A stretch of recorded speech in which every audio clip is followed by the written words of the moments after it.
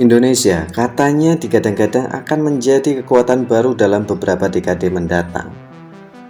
Dengan segala yang dimiliki Indonesia seperti sumber daya alam hingga bonus demografi, membuat beberapa kalangan beranggapan bahwa negara kita ini akan menjadi negara dengan pertumbuhan ekonomi terbesar keempat di dunia dan akan menjadi pemain dalam kancah global tentunya. Tapi pertanyaannya, siapkah kita menuju ke sana? Dalam video ini kita akan mencoba membuka mata kita semua tentang bagaimana kondisi Indonesia saat ini, setidaknya menurut pandangan tim kami. Dan inilah episode lain dari Gejala Jelaga, Indonesia dan mimpinya menjadi pemain global. Dari judulnya mungkin sudah agak keren ya, pemain global.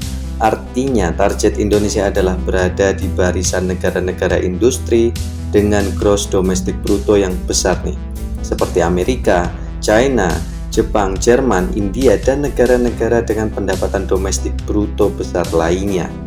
Nah, kalau kita lihat lagi nih, dengan segala potensi yang kita miliki ini, seharusnya kita mampu menjadi negara dengan ekonomi terbesar di dunia, atau setidaknya sejajar dengan negara-negara tersebutlah. Dengan sumber kekayaan alam yang kita miliki seperti gas alam, batu bara, hasil laut, hingga produk-produk pertanian yang sejauh ini menempati peringkat besar dunia, seharusnya bukan tidak mungkin untuk Indonesia menjadi negara dengan pendapatan domestik bruto yang besar nih.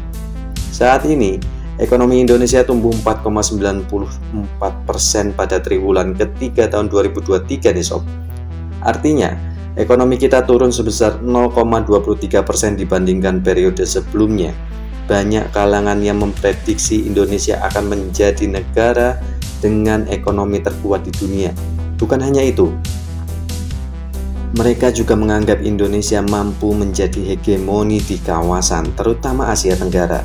Tapi kalian jangan bangga dulu nih sob. Negara kita ini masih memiliki penduduk yang hidup dalam garis kemiskinan sebesar 9,36%.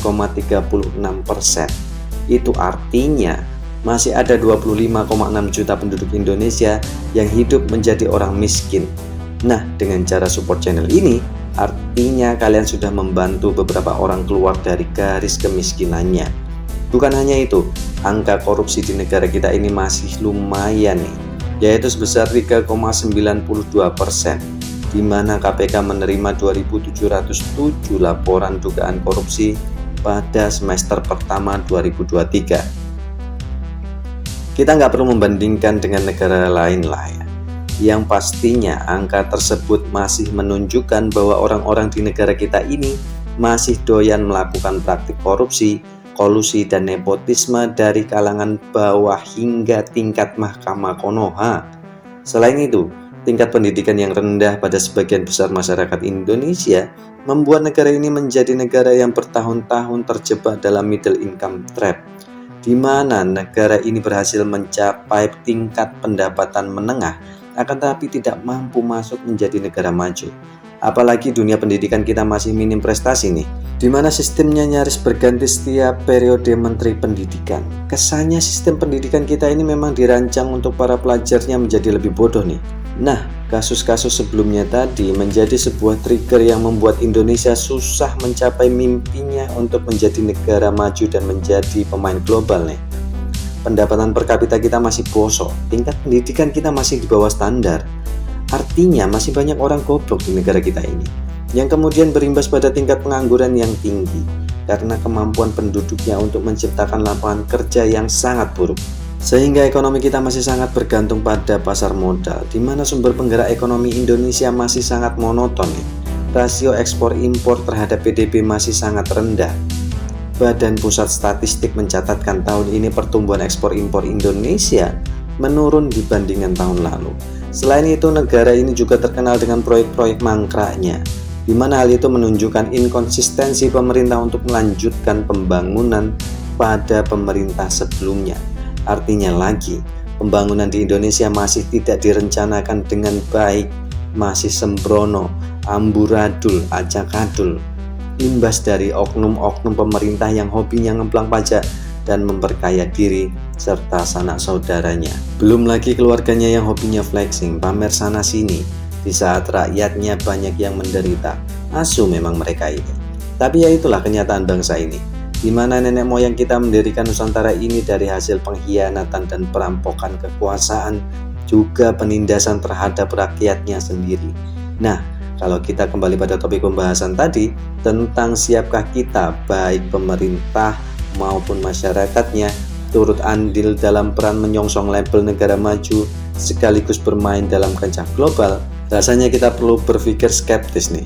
Dengan segala persoalan yang ada, dengan segala dinamika politik di negeri ini, rasanya kok masih berat untuk kita bisa sampai pada titik itu. Di saat negara lain sudah berpikir bagaimana caranya mengembangkan koloni di bulan, kita masih saja berdebat tentang Tuhan memihak siapa dan surga neraka untuk siapa. Aduh, apalagi ini sudah menjelang tahun politik ya, di mana banyak sekali drama politik yang dimainkan elit-elit negeri ini. Rasanya saya sendiri kok lebih sependapat dengan Bung Rocky nih. Memang seharusnya elit negeri ini saling bunuh-bunuhan saja lah, sehingga tidak ada yang tersisa. Mungkin dengan cara itu rakyat Indonesia bisa selamat dari bencana polarisasi yang tidak selesai-selesai ini. Bayangin aja di saat polarisasi menjelang pemilihan atau pasca pemilihan presiden, rakyat Indonesia nyaris terpecah belah dalam dua golongan. Bukan hanya itu, di ruang lingkup keluarga saja bisa tidak saling sapa untuk beberapa kali lebaran. Sedangkan para elit yang membuat kegaduhan bisa saling haha hihi di belakang layar saat kompetisi selesai. Tuh, lama-lama kok ngelantur sana sini nih. Wes gini wae, inti dari semua ini adalah Indonesia masih sulit untuk menjadi negara maju. Karena tingkat pendidikan yang rendah membuat rakyat Indonesia gampang percaya hoax dan terpolarisasi. Dan masyarakat kita dari kalangan kere sampai elitnya yang doyan korupsi membuat negara ini semakin susah mencapai tujuannya. Boro-boro mencapai pertumbuhan ekonomi 7-8% per tahunnya. Lawang perencanaan pembangunan saja masih ngawur kok. Contohnya ibu kota Nusantara. Nah, kalau menurut kalian gimana nih sob? Apakah kita sudah siap menyongsong Indonesia emas dan menyandang gelar negara maju dan berkontribusi sebagai pemain global? Tulis pendapat kalian di kolom komentar. Terima kasih sudah menonton.